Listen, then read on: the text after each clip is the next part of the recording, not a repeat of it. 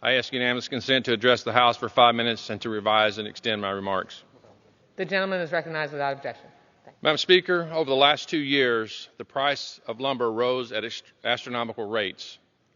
This followed prolonged shutdowns of lumber mills and production plants, despite the maintained demand for lumber for construction projects that continued as an essential activity during the pandemic. The resulting supply and demand inversion caused a nationwide lumber shortage. Our economy struggles when businesses feel uncertainty in the market, which is why it's the government's job in times of crisis like the COVID pandemic to ensure stability. In May of last year, I sent a letter to U.S. Trade Representative Katherine urging action to prevent further disruption in the price of lumber.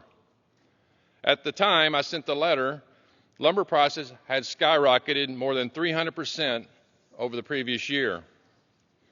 With the support of nearly 100 bipartisan members of Congress, Congressman Brian Higgins and I asked Ambassador Tai to resolve the crisis by resuming trade negotiations with Canada to reduce the price of softwood lumber.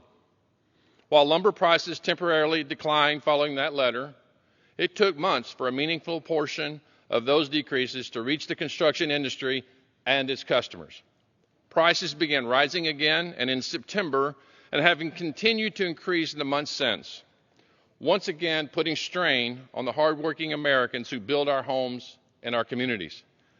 In December, I once again joined Congressman Higgins and nearly 100 bipartisan members of Congress to send a second letter to the Biden administration, this time to Commerce Secretary Gina Raimondo, voicing concerns over the Department of Commerce's decision to increase anti-dumping and countervailing duties on softwood lumber products from Canada.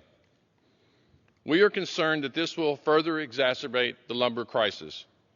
The housing sector remains an integral piece of the U.S. economy. As we continue to recover from the COVID pandemic, sharp increases in the prices of lumber will further harm our recovery and costs faced by hardworking Americans.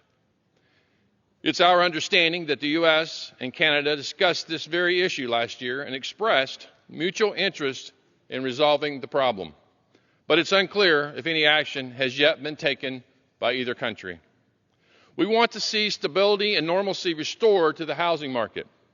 It's imperative that we do so. We want to see definitive action from the Biden administration to solve this problem. And Madam Speaker, we in Congress stand ready to help in any way we can. Thank you, and I yield back the balance of my time.